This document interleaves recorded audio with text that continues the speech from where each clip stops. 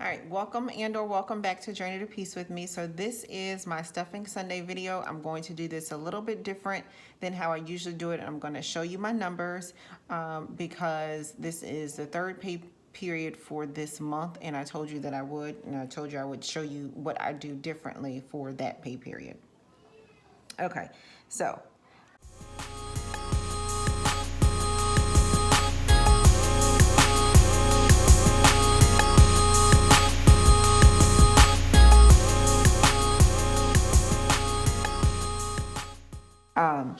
let's get started. This is my income for the month. Hopefully you can see it. The income for this pay period is $2,799.94. Out of that, I automatically put $1,038.30 into the joint account. And our joint account accounts for our mortgage, which is $2,268.52 a month, but we pay it bi-weekly at $1134.26. It also accounts for water, electricity, internet, Hulu, Netflix, Amazon Prime, and our cash envelopes, which account for $1,550 a month or $775 bi-weekly. That's what we account for our cash envelopes. Now, my husband deposits money into the joint account as well, and that covers the balance on all of this stuff when we put it together. So we budget $60 for our water bill. We budget $300 for electricity. Internet gets budgeted $88. Hulu gets $26 and some change. I think it's like $26.02. Netflix gets $17.38, and Amazon Prime gets $9.99 a month. All right, and then so now moving on to my personal account. So I've been asked before what is left over are my cash envelopes, everything that I have, and it's not. So once that $1,038.30 goes into the joint account, let's see, I have $1,761.64 left over.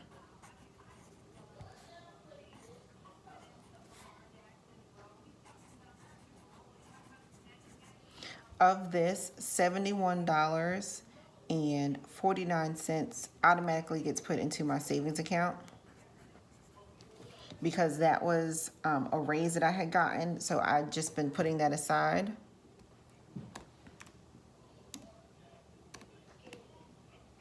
So that leaves me with $1,690, right? I think that's right. So my car payment is $535.95, and I told you that I pay that bi-weekly, so I pay $267.98 per pay period. My car insurance is $196, and that's for both cars, for me and my husband, and I go ahead and put $98 into my car fund each month to account for that. My life insurance is $57.30, and I split that up just so I know, like, each pay period, this is how much I should have. This is because I have a whole life policy and not a term life. I know Dave says do term, but because of the longevity of my family members, I decided that the whole life was better for me and for my family. The Wells Fargo student loan gets $135.84 a month. My subscriptions, okay, so for my subscriptions, I have Dropbox, Google Drive. I also have Tidal and iTunes Radio. So that comes up to $22.47. My LA Fitness, I was supposed to get rid of it, but I hadn't. So it's $10.70. And then these are my cash envelopes. So you guys know that I account for $350 a month in gas, or $175 per pay period, $100 for groceries, which is $50 a pay period. Our miscellaneous gets $200 a month, or $100 per pay period. Tithe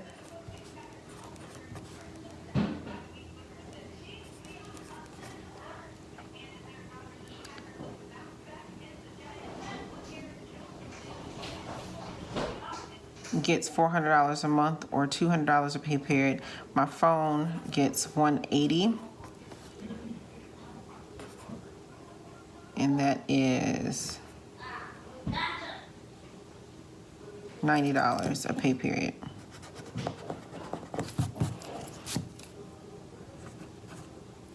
And then my sinking funds get $646 a month. I didn't even realize that's how much I put in there every month, but it's $323 every pay period. And then my federal student loan, I did get a raise, but I pretty much didn't get it because once I got it, my student loan increased. And so it went from $0 to $156.90. So basically my raise accounted for that. And so that's how much I pay, and this is what I budget for the month. So typically I don't have any money left over because of insurance, but on a third pay period, they don't take out the insurance, or I also have short-term disability that comes out, but they don't take that out.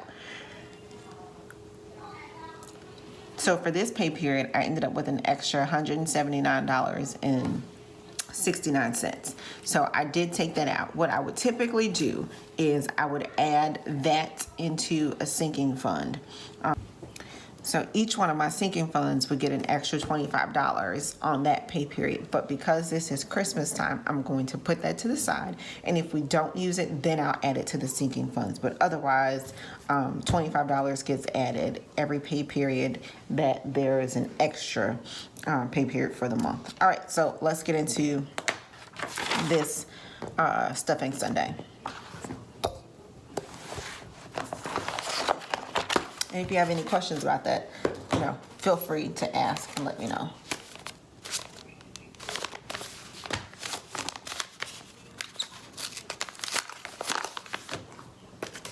So here's my cheat sheet.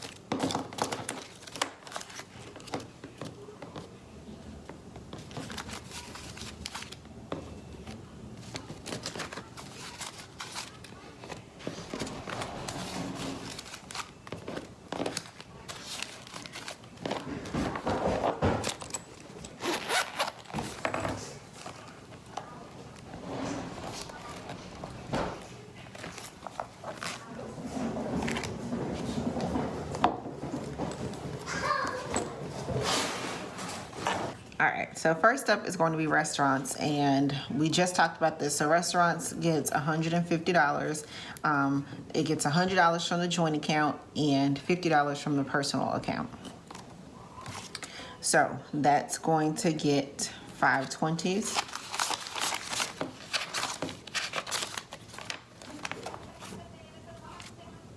3 10s. 2 5s. 3 5s, and 5 1s.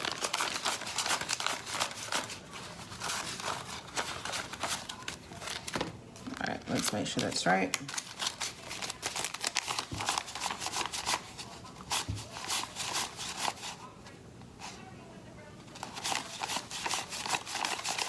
Yeah, that's right. All right, so now that goes back into the wallet.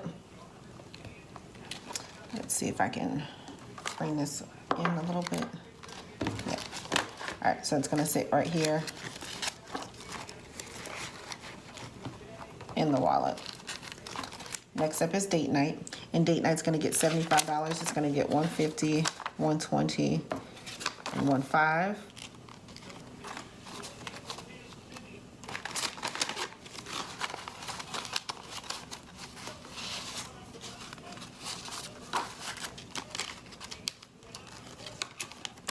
And then that's gonna go and sit right here. Gas is going to get $175. It's gonna get 3 50s, a 20, and a 5. So $175 accounts for 3.5 fill-ups for me. And then this is gonna get deposited into the bank because I'm now doing my gas as a digital cash envelope. Next up is groceries. And groceries is gonna get $250. Budgeting D helped me realize that I am actually budgeting $25 a week per person. And it didn't register to me that that's what I was doing, $25 a week per person, because we have a family of 5. Because I was like, how are you living off of $30 a week? And she was like, girl, so are you. Well, to be fair, like 2 of my people in this family are under 10, so they don't eat a whole lot, but still, like, that seems like very little when you break it down like that. $25 a week per person, and most of their money is spent on stuff for school. All right, so miscellaneous is going to get $100 for me. That is going to get 3 20s, 2 10s, 3 5s, and then 5 1s.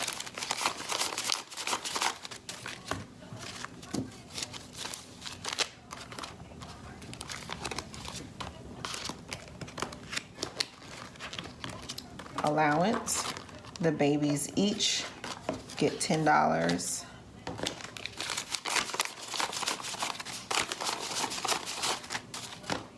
They get 1 5 and 5 1s, and then the oldest, she gets a $20 bill.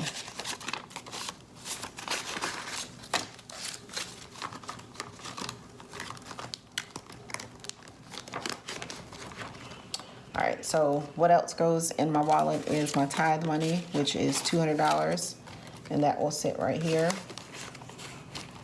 And then I have money for the babies for their aftercare, which is just really a love offering for my mom. She gets $150 there. And then my phone bill gets $90. It gets a 50, a 20, and a 10. That's $80. So here, yeah, it gets $80. So I'm gonna set that right there. Yeah, okay, that's it for the wallet. Now we have our sinking funds. So baby girl's gymnastics gets $220, or I'm sorry, $110. So she gets $100 and a 10. It's $220 a month. So it will sit right there. Big girl gets $50 towards her aftercare. So that will sit right here for her. And then I automatically put $100 into the vacation fund. Now, mind you, if we didn't take vacations, I could be able to pay off my car a lot faster. I would be able to pay off my student loan, my private student loan, which has about $7,000 left on it. But I feel like for our children's sake, vacations are more important than paying that off, because they're forming their childhood memories right now while we go on these summer vacations. And I think it's important to show them that they can still do a vacation while paying off debt or living debt free. So our vacations are cash rolled because we're paying for them in cash, we're saving for them, and we're not incurring debt to go on these trips. But I think it's still important to actually go on the trip for them, because our parents took us on trips.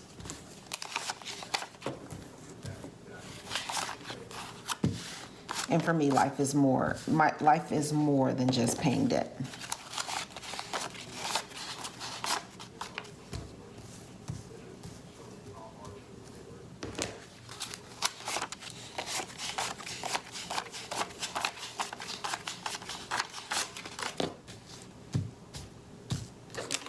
So my personal gets $21. These are the sinking funds that I was telling you about, that my sinking fund actually ends up getting $323. So this is the portion now that I allot for. It's going to go there into my personal. Then every other category gets $17. So the doctor gets $17. Home repair gets $17. School, $17. Car, $17. Christmas, $17. And birthday, it's $17. All right, so that's it for this video. I hope you found it entertaining, educational, and let me know in the comment section down below if you have any questions about what we've discussed. I'll leave a link to another video right here so you can watch at your leisure and journey on. Don't forget to like, comment, and subscribe. We'll see you in the next one.